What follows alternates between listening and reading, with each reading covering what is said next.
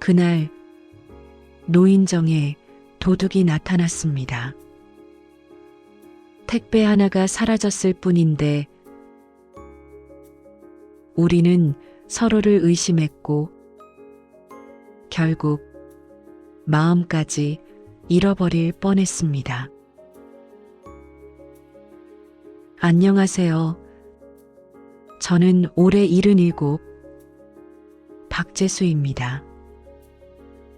아침 7시가 되면 몸이 먼저 눈을 뜹니다. 누가 깨우는 것도 아닌데 오래 살다 보면 몸이 시계를 대신하는 것 같습니다. 무릎이 뻐근해도 일어납니다. 오늘도 누군가 제 이름을 불러줄 곳이 있으니까요. 현관역 같은 자리에는 오래된 외투가 걸려 있습니다. 아내와 함께 살던 때부터 늘 그 자리에 있었던 외투입니다. 아내가 세상을 떠난 뒤로는 제 이름을 불러주는 사람이 거의 없어졌습니다. 말 한마디에 그리움이 밀려올까봐 오히려 누구와도 깊이 얽히지 않으려 했습니다. 그래서 누군가 제 이름을 불러주는 순간이 저에게는 존재를 확인받는 시간이 되었습니다. 저는 겨울이 아니어도 습관처럼 그 외투를 챙겨 입습니다. 노인정까지 걸어가는 시간이 제 하루 중 유일하게 혼자 있는 시간이거든요. 골목 끝 빵집 앞을 지나면 고소한 냄새가 아침 공기를 가르고 흘러옵니다. 빵집 주인은 매일처럼 고개를 가볍게 끄덕입니다. 그 작은 움직임 하나가 오늘도 나를 기억해주는 사람이 있다는 사실을 알려줍니다. 노인정 문을 열면 난방된 바닥의 온기가 발바닥으로 전해지고 믹스커피 특유의 향이 은은하게 퍼집니다. 그리고 누군가 제 이름을 불러줍니다. 그 순간 저는 이곳에서 제가 누군가의 하루에 포함되어 있음을 느낍니다. 예전엔 이래야 존재가 증명된다고 믿었지만 지금은 누군가 제 이름을 불러주는 그 소리 하나면 충분합니다. 그날 관리실에서 갑자기 큰 목소리가 터져 나왔습니다. 어르신들, 또 택배가 사라졌어요. 김 사장님의 목소리는 평소보다 한 톤 높았습니다.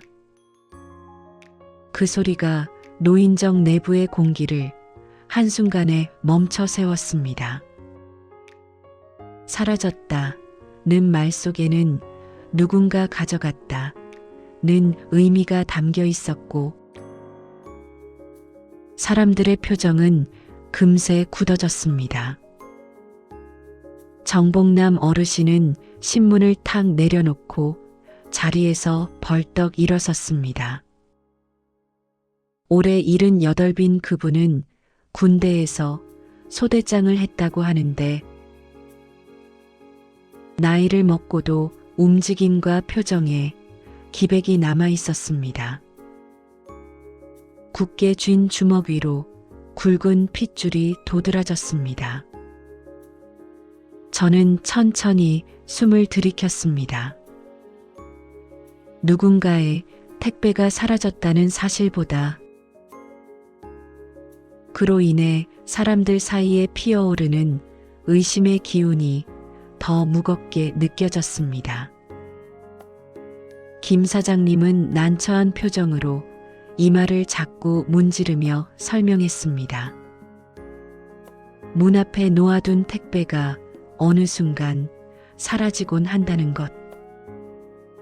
관리실 허락 없이는 CCTV도 설치할 수 없어 답답하다는 것.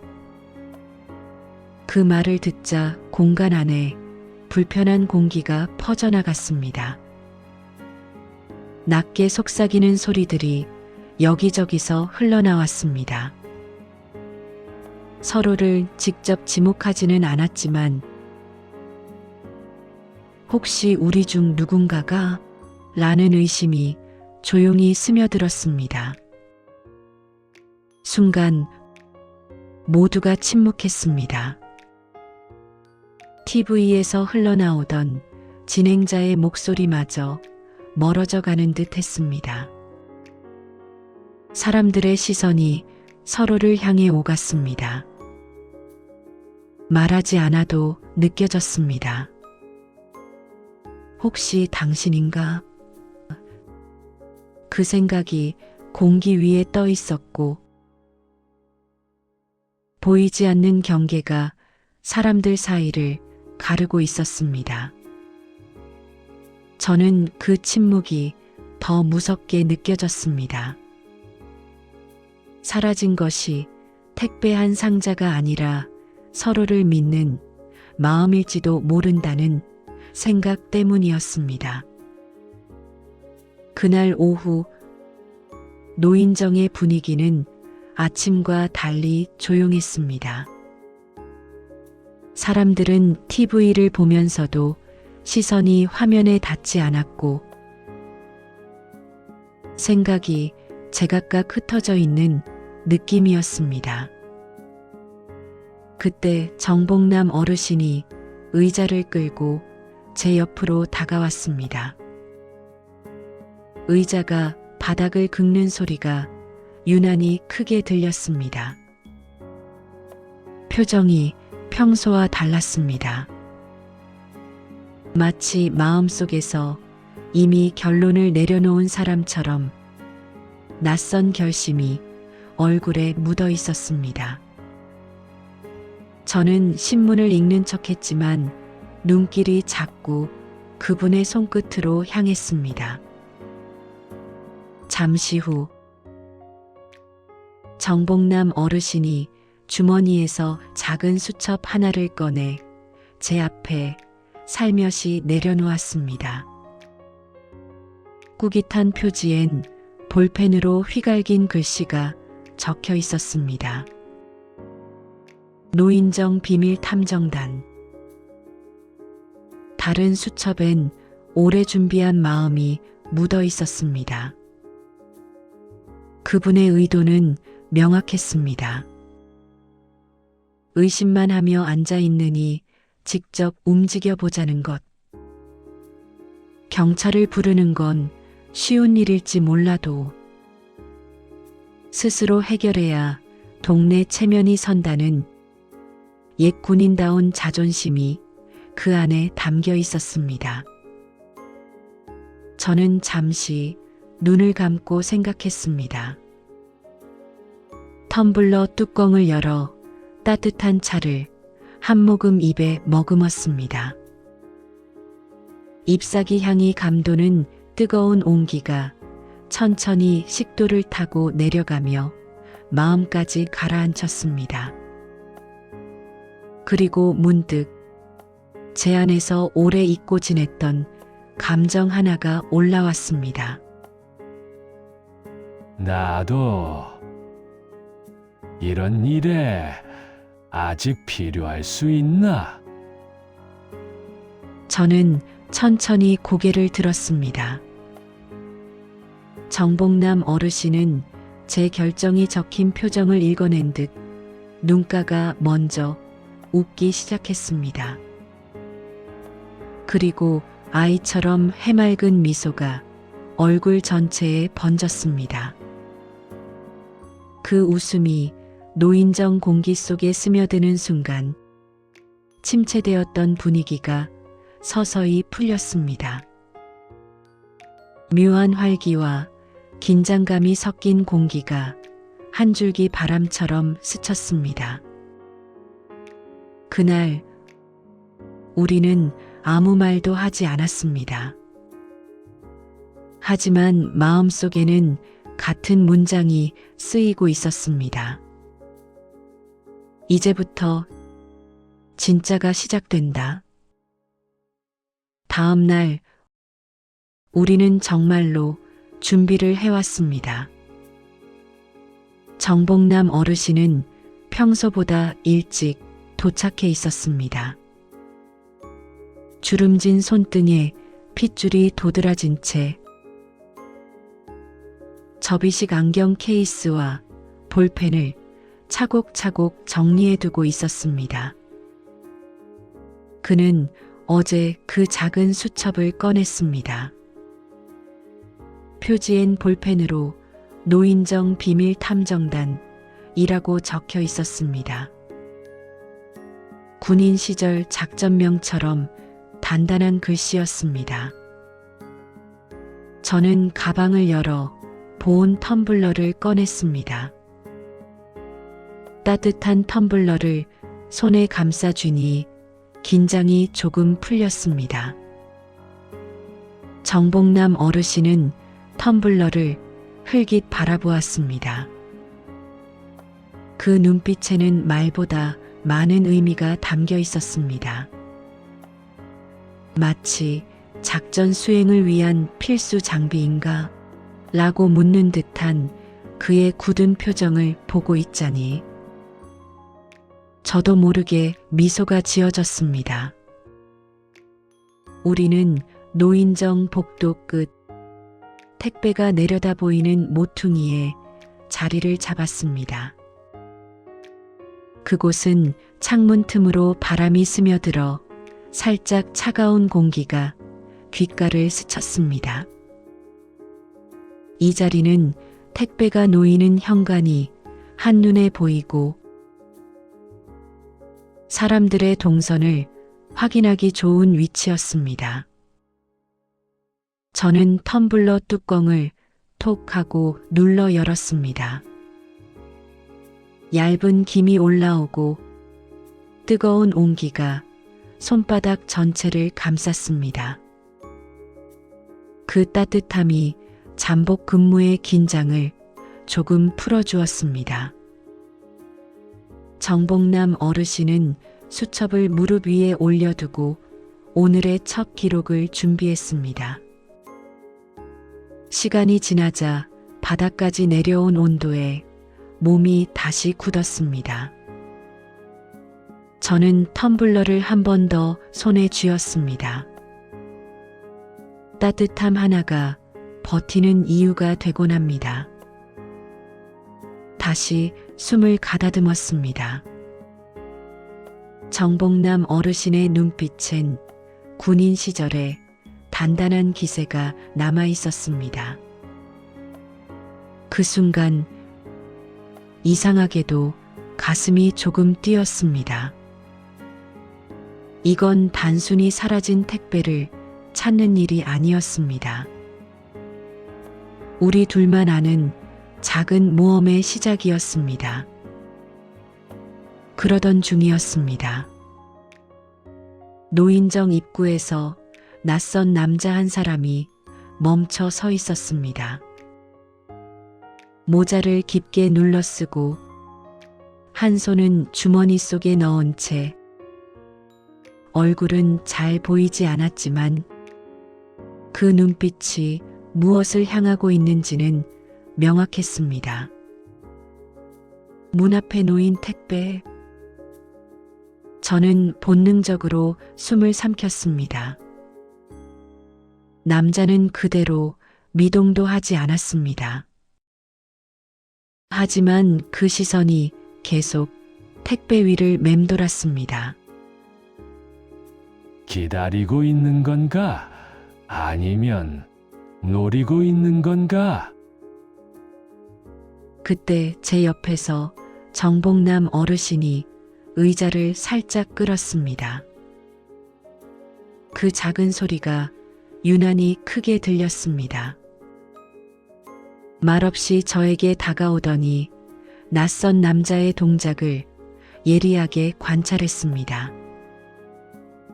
오랜 세월 사람을 맞대어 살아온 사람의 눈빛이었습니다. 바로 그 순간 남자의 발끝이 상자에 닿았습니다. 공기가 쨍 하고 갈라지는 것 같았습니다. 제 심장이 먼저 반응했습니다. 남자는 상자를 들어 올려 무게를 가늠하듯 손목을 움직였습니다. 그리고 주변을 둘러봤습니다. 망설임은 아주 짧았습니다.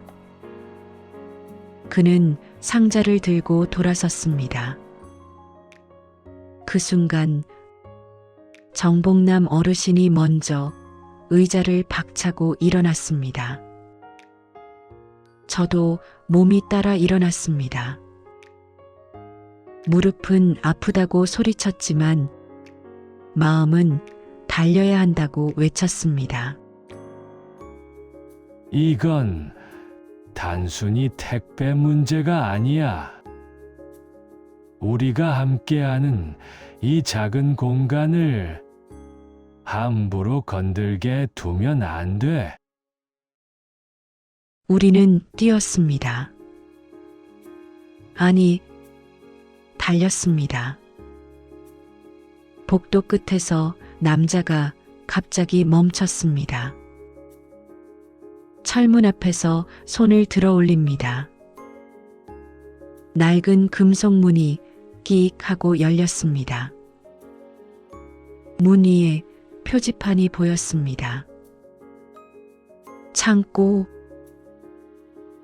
그 글자가 눈에 꽂히는 순간 심장이 턱 하고 내려앉았습니다. 창고. 정복남 어르신은 거친 숨을 몰아쉬며 멈춰 섰습니다. 저는 천천히 한 걸음 더 다가갔습니다. 갑자기 이런 생각이 스쳤습니다. 우리가 쫓고 있는 게 정말 도둑이 맞을까? 남자가 천천히 돌아섰습니다. 저는 그 얼굴을 알아봤습니다.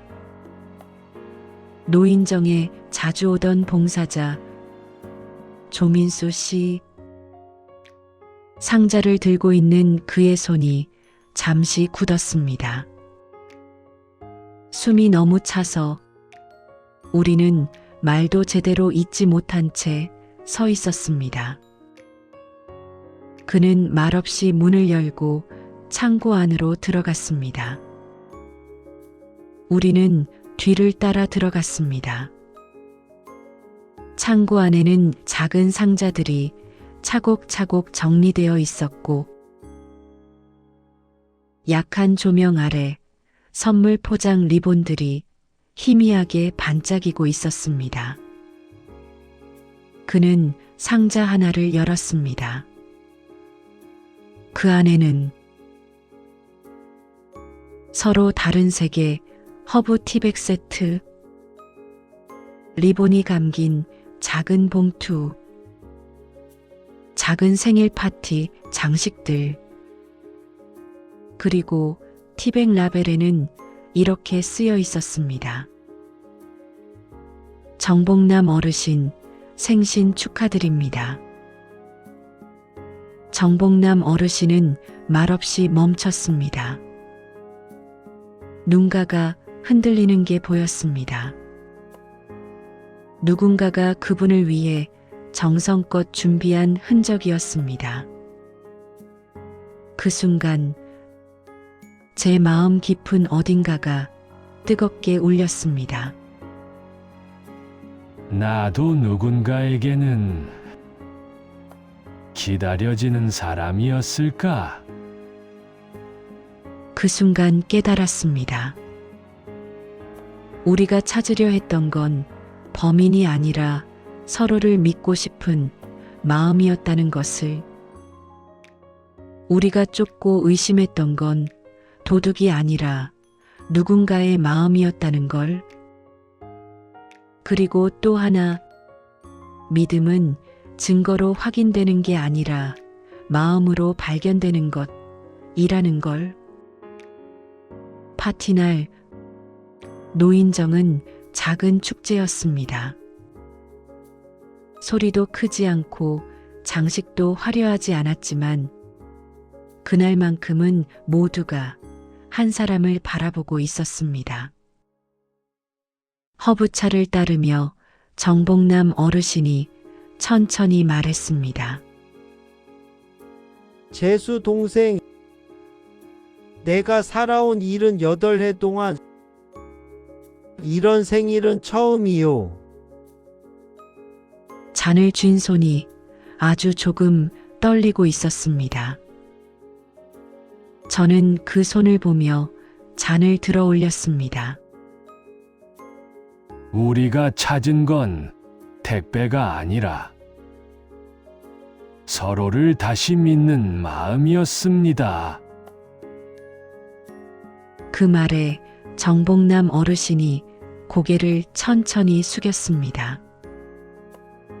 허브차의 향이 잔 사이로 피어올라 테이블 사이를 천천히 흘렀습니다.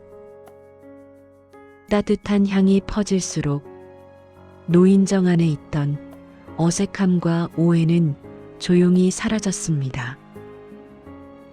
잔 바닥의 따뜻함을 손으로 느끼며 생각했습니다. 사람의 마음도 이렇게 천천히 따뜻하게 풀릴 수 있구나. 그 향은 오래 남았습니다. 마치 오늘을 기억하자는 듯이 어색했던 눈길은 웃음이 되었고 우리는 다시 서로의 이름을 부르기 시작했습니다. 의심은 마음을 닫지만 따뜻함은 마음을 열어줍니다. 여러분의 따뜻한 한마디를 댓글로 남겨주세요. 다른 분들의 마음에도 따뜻한 바람이 스며들 거예요.